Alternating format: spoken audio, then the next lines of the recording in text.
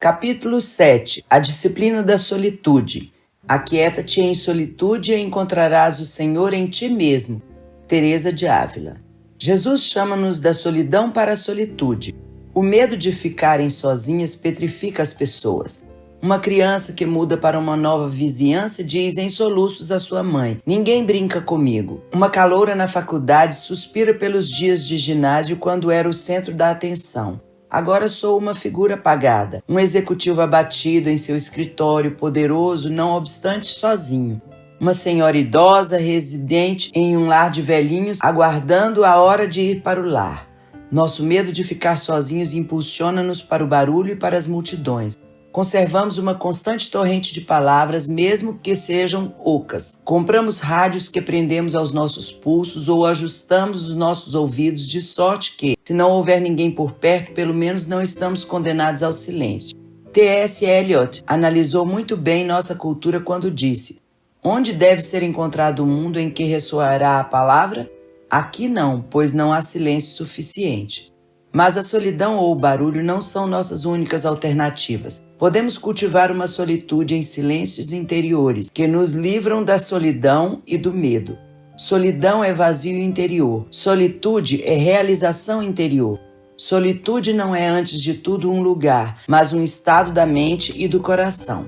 Há uma solitude do coração que pode ser mantida em todas as ocasiões. As multidões ou a sua ausência têm pouco que ver com esse estado atentivo interior. É perfeitamente possível ser um eremita e viver no deserto e nunca experimentar a solitude. Mas, se possuirmos solitude interior, nunca teremos medo de ficar sozinhos, pois sabemos que não estamos sós. Nem tememos estar com outros, pois eles não nos controlam. Em meio ao ruído e confusão, encontramos calma num profundo silêncio interior. A solitude interior há de manifestar-se exteriormente. Haverá a liberdade de estar sozinhos, não para nos afastarmos das pessoas, mas para poder ouvi-las melhor. Jesus disse em solitude do coração interior. Também frequentemente experimentou solitude exterior. Ele começou seu ministério passando 40 dias sozinho no deserto. Mateus 4, 1-11. Antes de escolher os 12, ele passou a noite inteira sozinho no monte deserto. Lucas 6:12.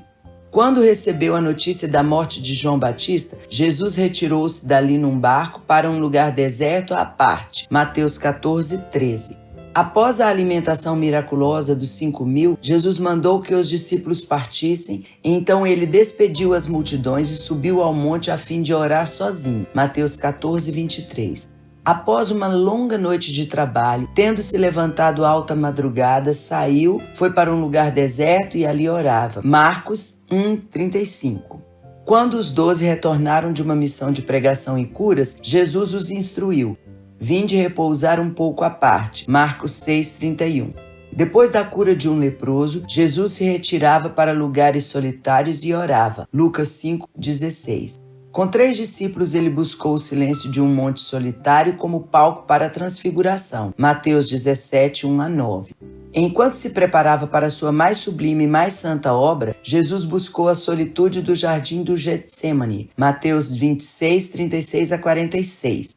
Pode-se prosseguir, mas isso seria suficiente para mostrar que a busca de um lugar solitário era uma prática regular de Jesus. Igualmente deve ser conosco. Em Vida Juntos, Dietrich Bonhoeffer deu a um de seus capítulos o título de O Dia Juntos e, com percepção, intitulou o capítulo seguinte, O Dia Sozinho. Ambos são fundamentais para o êxito espiritual. Escreveu ele: "Aquele que não pode estar sozinho, tome cuidado com a comunidade. Aquele que não está em comunidade, cuidado com o estar sozinho." Cada uma destas situações tem de si mesma profundas ciladas e perigos. Quem desejar a comunhão sem solitude mergulha no vazio de palavras e sentimentos. E quem busca a solitude sem comunhão perece no abismo da vaidade, da autoenfatuação e do desespero. Portanto, se desejarmos estar com os outros de modo significativo, devemos buscar o silêncio recriador da solitude. Se desejarmos estar sozinhos em segurança, devemos buscar a companhia e a responsabilidade dos outros.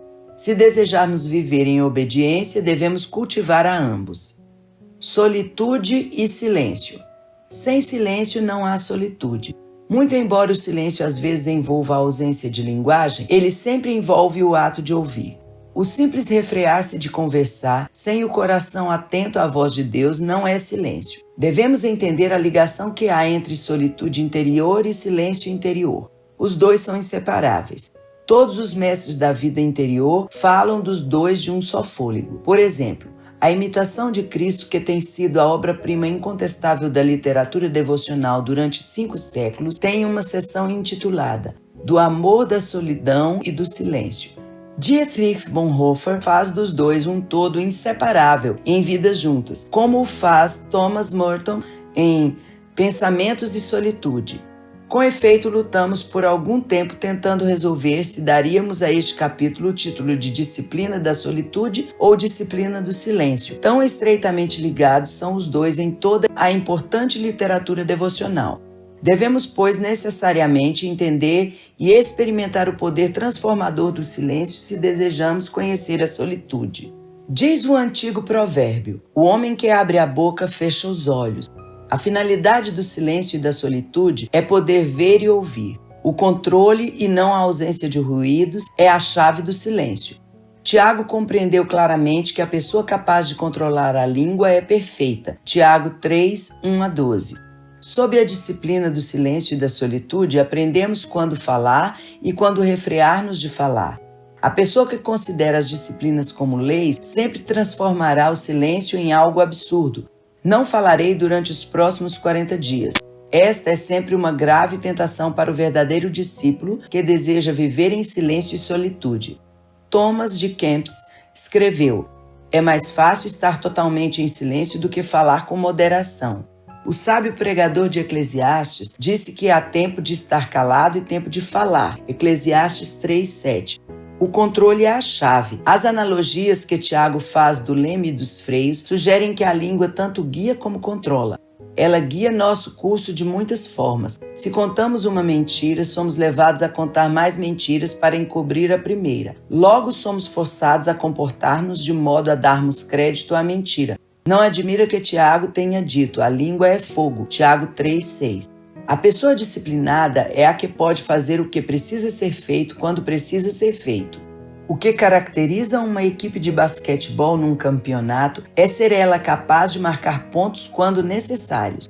Muitos de nós podemos encestar a bola, mas não o fazemos quando necessário. Do mesmo modo, uma pessoa que está sob disciplina do silêncio é a que pode dizer o que necessita ser dito no momento em que precisa ser dito.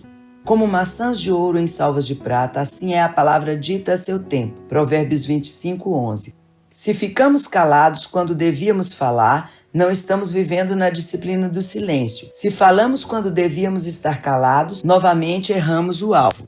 O sacrifício de tolos. Lemos em Eclesiastes: chegar-se para ouvir é melhor do que oferecer sacrifícios de tolos. Eclesiastes 5:1. O sacrifício de tolo é conversa religiosa de iniciativa humana. O pregador continua: não te precipites com a tua boca, nem o teu coração apresse a pronunciar palavra alguma diante de Deus, porque Deus está nos céus e tu na terra. Portanto, sejam poucas as tuas palavras. Eclesiastes 5:2. Quando Jesus tomou a Pedro, Tiago e João e os levou ao monte e foi transfigurado diante deles, Moisés e Elias apareceram e entabularam conversa com Jesus.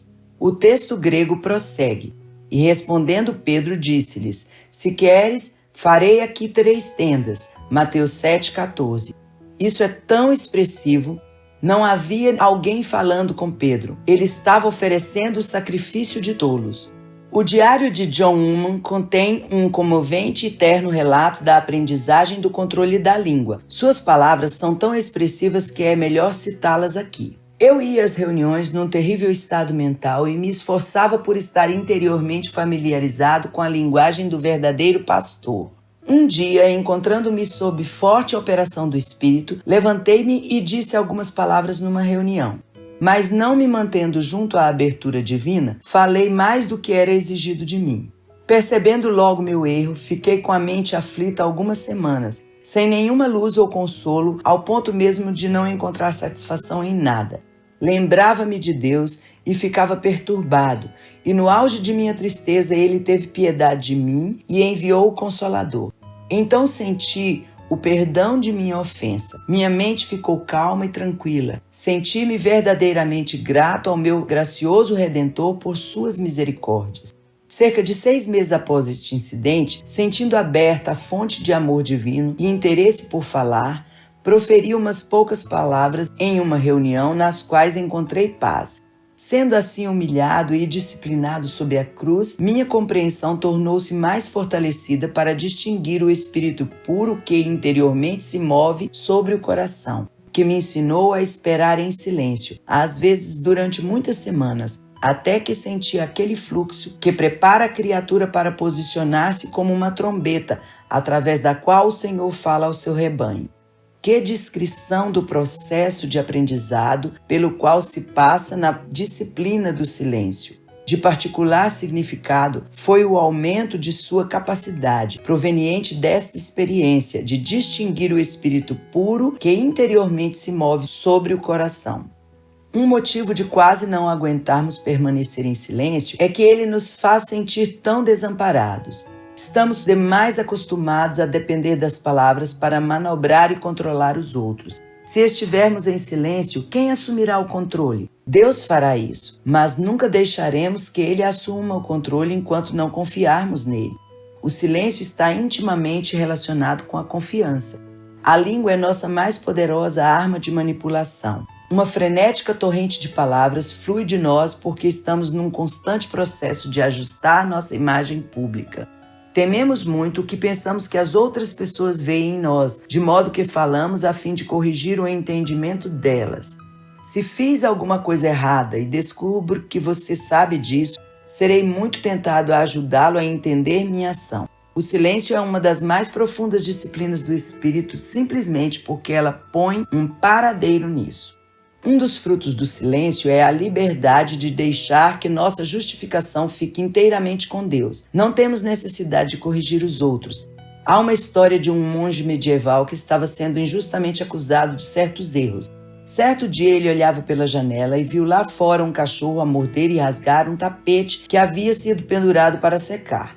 Enquanto ele observava, o Senhor falou-lhe dizendo: "É isso que estou fazendo com a sua reputação. Mas se você confiar em mim, não terá necessidade de preocupar-se com as opiniões dos outros." Talvez mais do que qualquer outra coisa, o silêncio leva-nos a crer que Deus pode justificar e endireitar tudo.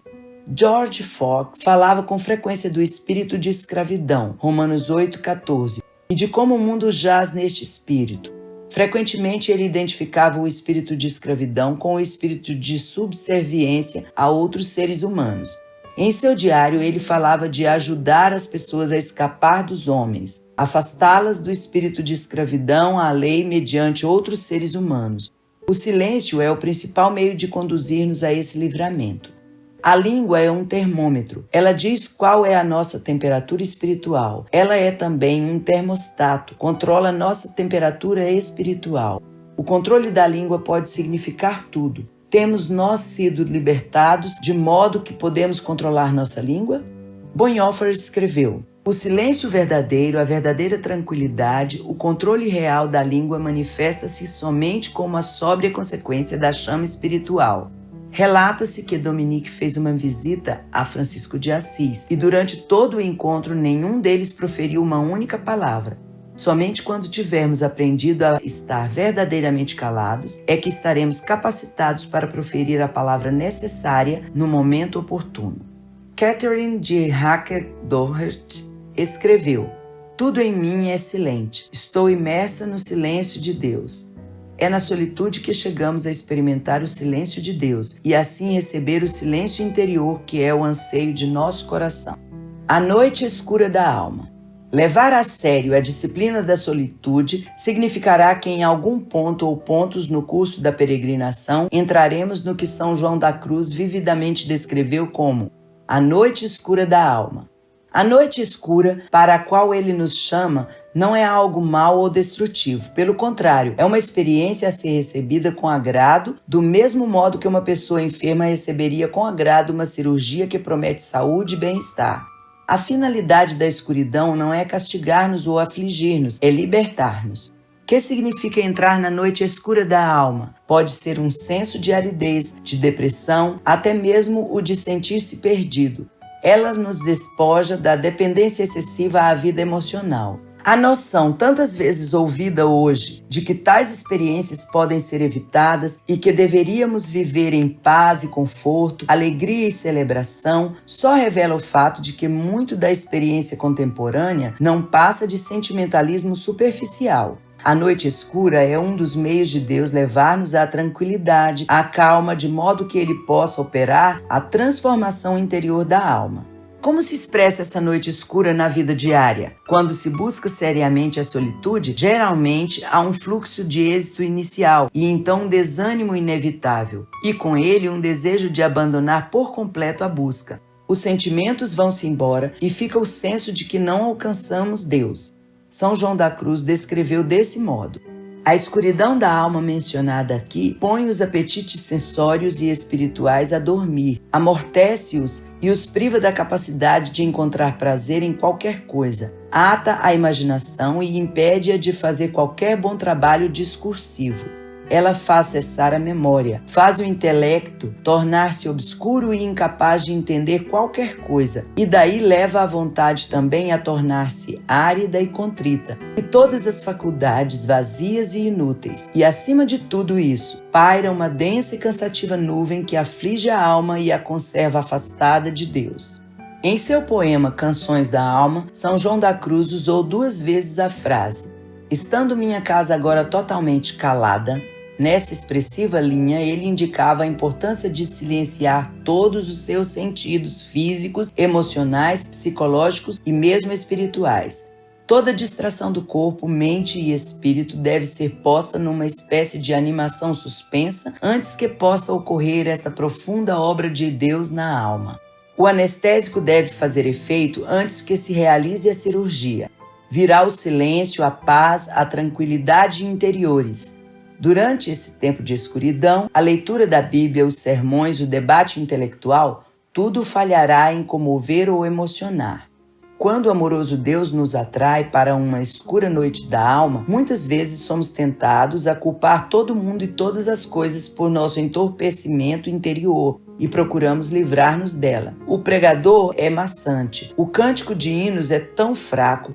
Talvez comecemos a andar por aí à procura de outra igreja ou de uma experiência que nos dê arrepios espirituais. Esse é um grave engano. Reconheça a noite escura pelo que ela é. Seja agradecido porque Deus o está amorosamente desviando de toda distração, de modo que você possa vê-lo. Em vez de ridicularizar e brigar, acalme-se e espere.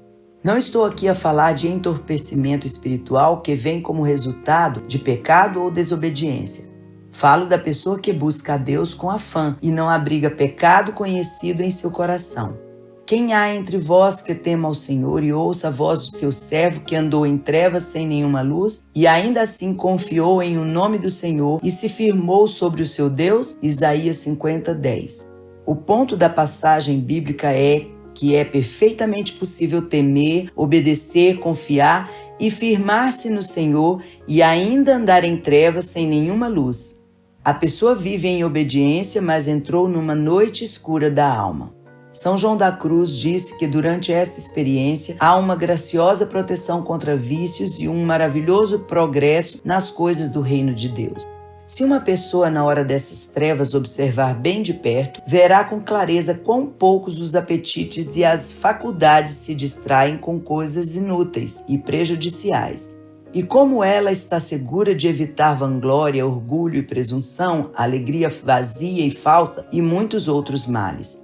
Pelo andar em escuridão, a alma não somente evita extraviar-se, mas avança rapidamente, porque assim ela adquire virtudes. O que deveríamos fazer durante essa época de aflição interior?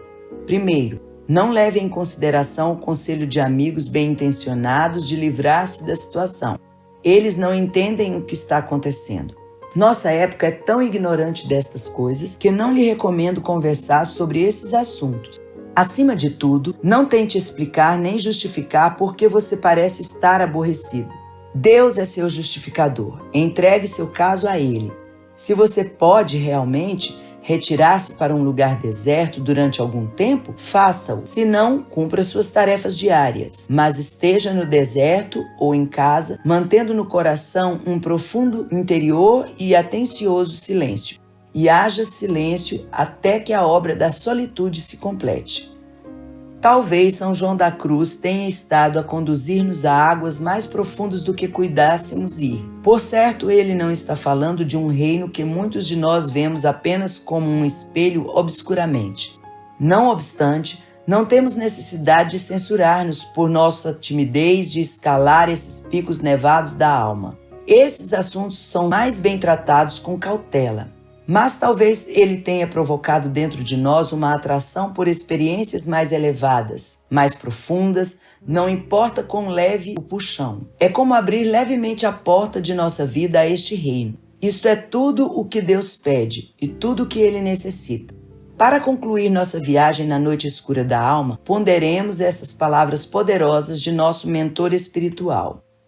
Oh, então, alma espiritual, quando vires teus apetites obscurecidos, tuas inclinações secas e contritas, tuas faculdades incapacitadas para qualquer exercício interior, não te aflijas. Pensa nisso como uma graça, visto que Deus te está libertando de ti mesma e tirando de ti a tua própria atividade. Conquanto tuas ações possam ter alcançado bom êxito, não trabalhaste tão completa, perfeita e seguramente, devendo à impureza e inabilidade de tais ações.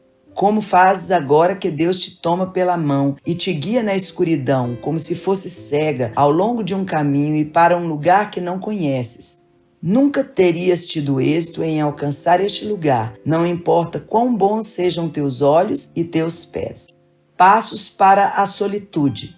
As disciplinas espirituais são coisas que fazemos. Nunca devemos perder de vista esse fato. Podemos falar piedosamente acerca da solitude do coração, mas se isso de certo modo não abrir caminho para nossa experiência, então erramos o alvo das disciplinas. Estamos lidando com ações e não apenas com estados mentais.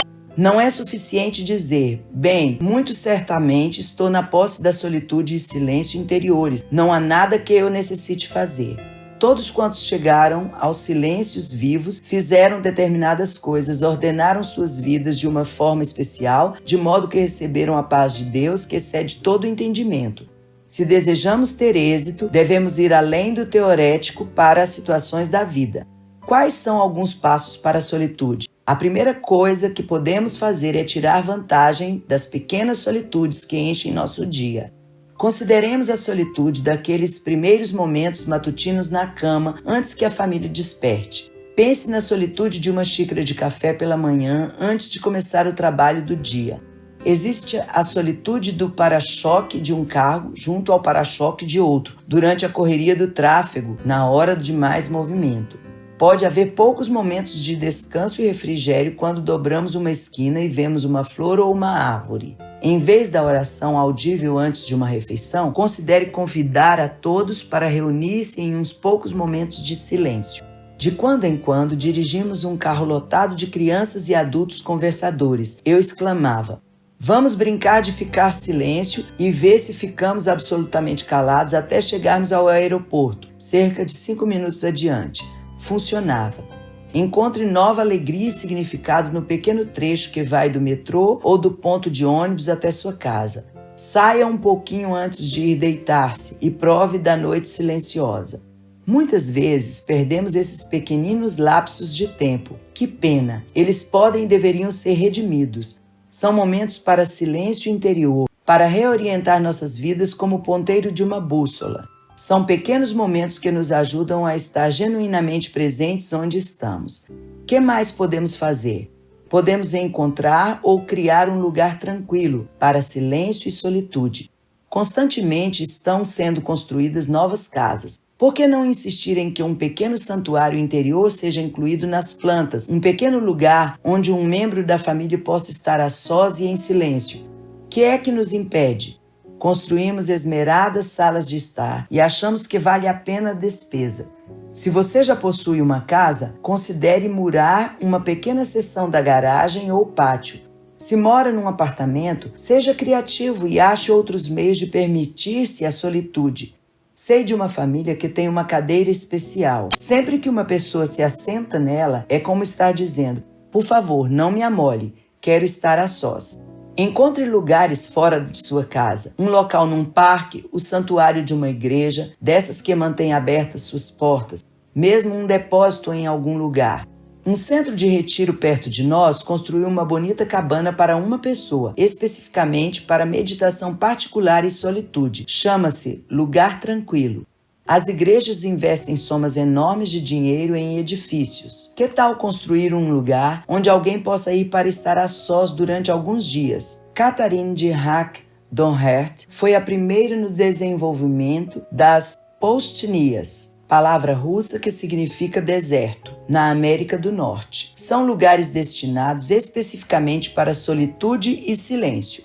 No capítulo sobre estudo, consideramos a importância de observar a nós mesmos para ver com que frequência nossa conversa é uma tentativa frenética de explicar e justificar nossas ações. Tendo observado isso em você mesmo, experimente praticar ações sem nenhuma palavra de explicação. Note seu senso de temor de que as pessoas entendam mal você porque você fez o que fez. Tente deixar que Deus seja seu justificador. Discipline-se de modo que as suas palavras sejam poucas, mas digam muito. Torne-se conhecido como uma pessoa que, quando fala, sempre tem algo a dizer. Mantenha clara sua linguagem. Faça o que diz que fará. Melhor é que não votes do que votes e não cumpras. Eclesiastes 5:5. Quando a língua se encontra sob a nossa autoridade, as palavras de Bonhoeffer se tornam verdadeiras com relação a nós. Muita coisa desnecessária fica por dizer, mas a coisa essencial e útil pode ser dita em poucas palavras. Dê outro passo. Tente viver um dia inteiro sem proferir alguma palavra. Faça-o não como uma lei, mas como um experimento. Note seus sentimentos de desamparo e excessiva dependência das palavras para comunicar-se. Procure encontrar novos meios de relacionar-se com outros que não dependam de palavras. Aproveite e saboreie o dia, aprenda com ele. 4 vezes por ano, retire-se durante 3 a 4 horas com a finalidade de reorientar os alvos de sua vida. Isto pode ser facilmente feito em uma noite. Fique até tarde no escritório, faça-o em casa ou procure um canto sossegado em uma biblioteca pública. Reavalie suas metas e objetivos. O que é que você deseja ver realizado daqui a 1 ano, daqui a 10 anos? Nossa tendência é superestimar em alto grau o que podemos realizar em 10. Estabeleça metas realistas, mas esteja disposto a sonhar, esforçar-se. No sossego dessas breves horas, ouça o trovão do silêncio de Deus. Mantenha um registro diário do que lhe acontece. A reorientação e fixação de metas não precisam ser frias e calculadas, como alguns imaginam, feitas com uma mentalidade de análise de mercado. Pode ser que, ao entrar num silêncio atento, você receba a deliciosa impressão de que este ano deseja aprender a tecer ou trabalhar com cerâmica. Essa lhe parece uma meta muito terrestre, anti-espiritual? Deus está intencionalmente interessado em tais questões. Está você? Talvez você deseje aprender, experimentar mais acerca dos dons espirituais de milagres, de cura, de língua.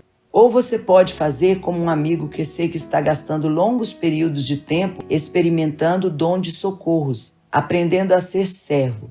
Talvez no próximo ano você gostaria de ler todas as obras de C.S. Lewis ou de D. Elton Trueblood.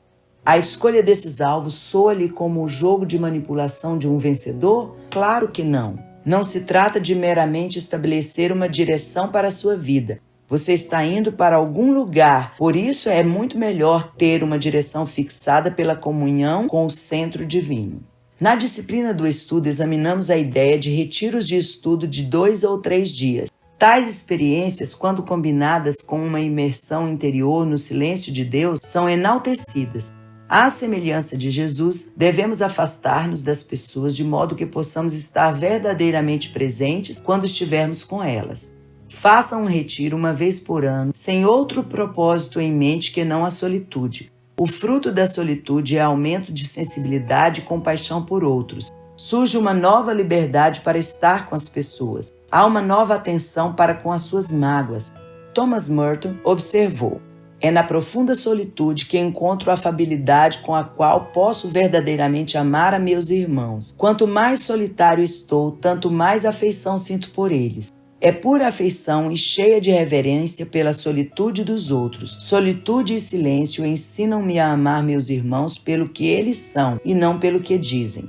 Não sente você um toque, um anseio de aprofundar-se no silêncio e solitude de Deus? Não deseja uma exposição mais profunda, mais completa à presença de Deus? A disciplina da solitude é que abrirá a porta.